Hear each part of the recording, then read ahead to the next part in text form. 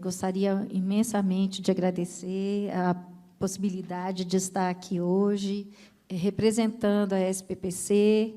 O professor Ildeu Moreira, né, não pôde estar.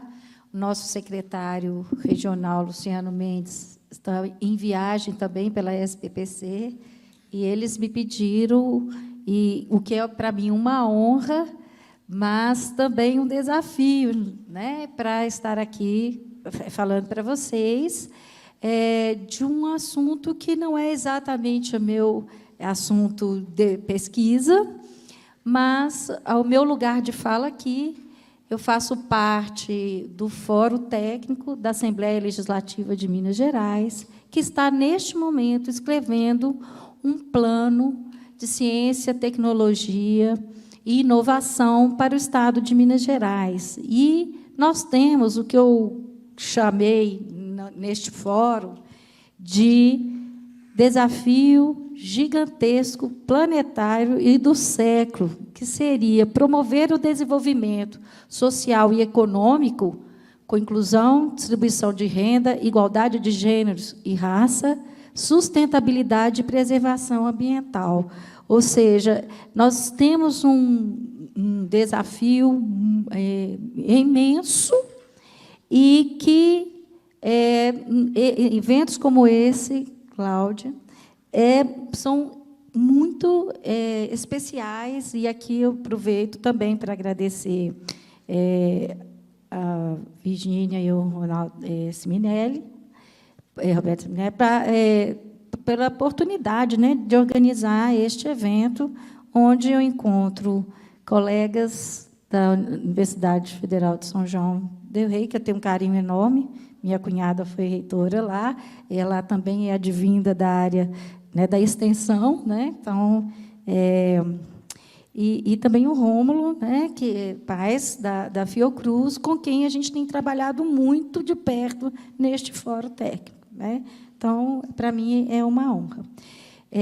Então, assim, passado mais de 50 anos, quase 50 anos, da Conferência das Nações Unidas sobre o Meio Ambiente Humano, né, em Estocolmo, que propôs, né, esse desafio da busca do equilíbrio entre o desenvolvimento e o crescimento econômico, com redução da degradação ambiental. Esse desafio permanece ainda gigantesco. Na semana passada, tivemos aqui nessa casa, né, e a UFMG, é importante dizer, tem tido um papel fundamental nessa discussão. Aqui tem outros colegas aqui na plateia, né, o professor Francisco Barbosa e outros colegas aqui há anos trabalhando nessa área.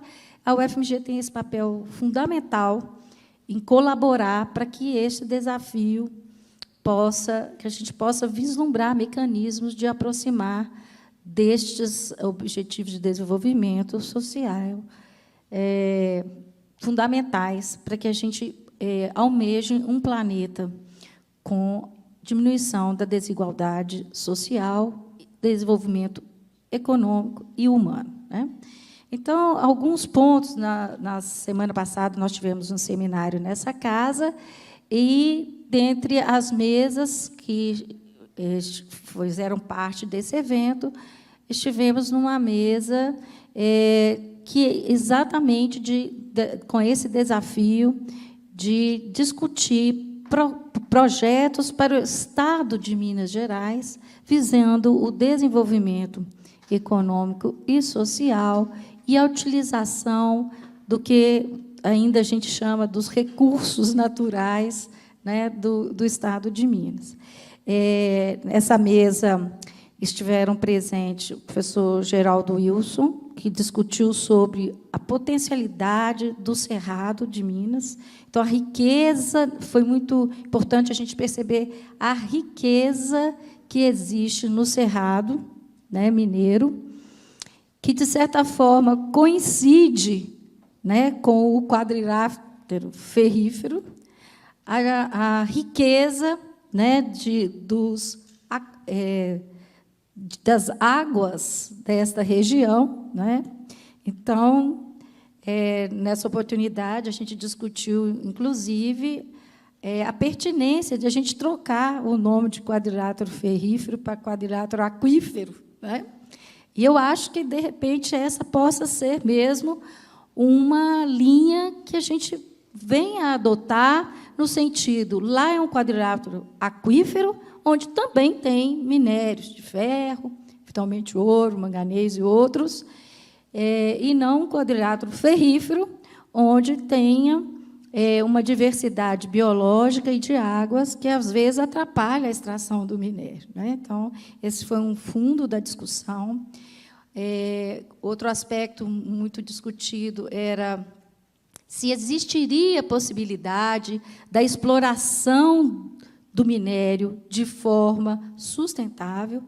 Então, alguns membros da banca foram muito enfáticos em colocar a sua posição de que não existe extração mineral sustentável. O que se pode dizer, talvez, seja uma minimização, né, dos efeitos negativos, né, da extração do minério. Alguns diziam no Brasil não tem extração de minério sustentável, mas existe uma possibilidade de se fazer extração de minério, pelo menos com menor impacto, mas não se faz aqui no Brasil, né? E nossas experiências últimos anos aqui no estado de Minas Gerais demonstram que, de fato, a forma como a gente vem extraindo o minério, ela, de longe, passa da extração minimamente sustentável, né? Essas imagens que eu estou passando aí, é difícil falar desse assunto sem associar ciência e emoção, né? E essas imagens, em especial, essas imagens, elas me tocam muito, porque ela é da Serra do Gandarela, né?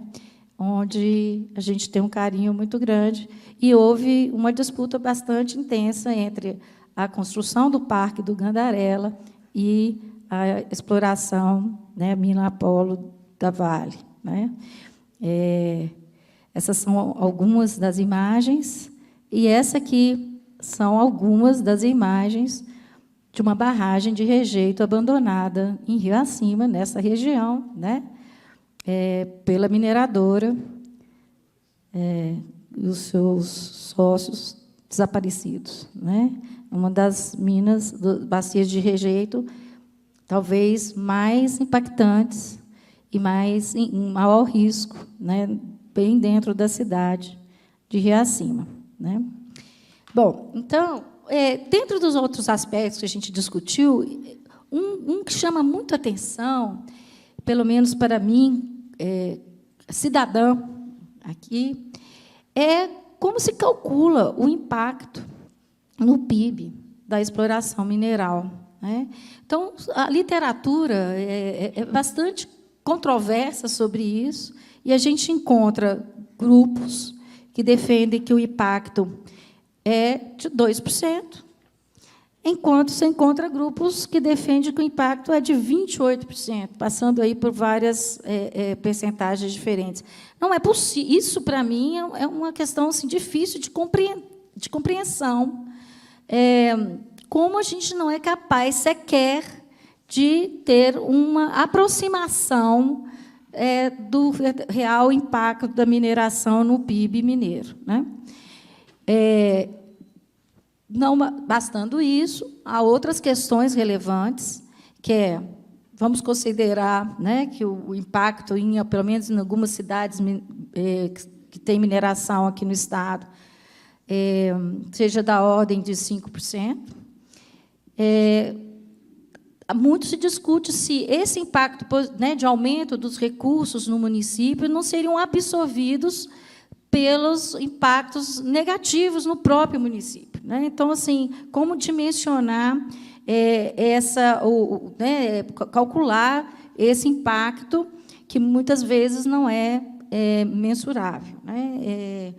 Facilmente. Se não consegue nem mensurar o aumento no PIB, quem dirá se você buscar compensar esse aumento com os impactos sobre a população. Um outro dado que existe em alguns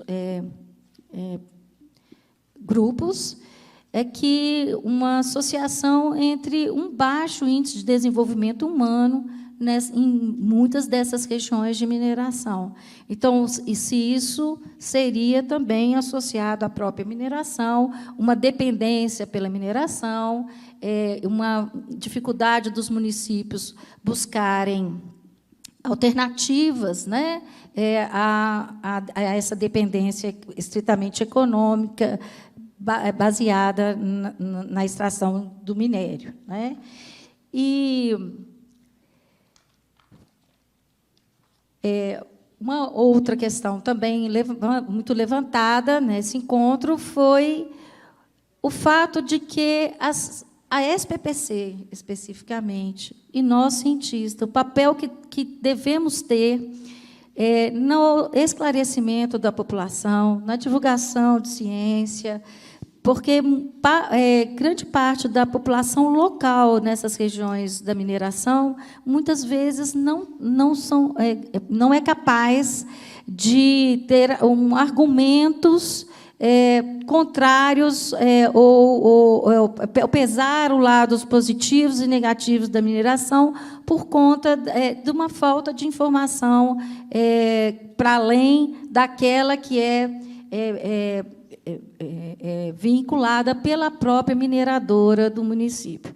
Não? Então, muito da propaganda que se faz no município em relação aos benefícios da mineração, e muito dos eventos culturais, sociais e educacionais daqueles municípios estão vinculados às próprias minerações. Então, assim, como a gente pode contribuir de uma forma, não vou falar sem emoção, porque, para mim, ciência e emoção estão associados, mas de uma forma mais equilibrada, a disponibilização de informações em volume e adequadas para a população, para que ela possa tomar suas decisões de uma forma mais esclarecida.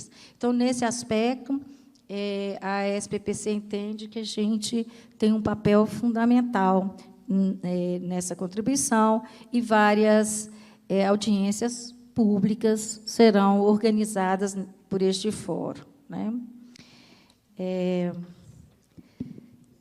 E, finalmente, então, eu gostaria de, mais uma vez, agradecer a Cláudia e dizer que a SPPC se coloca completamente à disposição e como parceiras para esses objetivos de alcançar o nosso desejado desenvolvimento econômico com preservação ambiental e justiça social.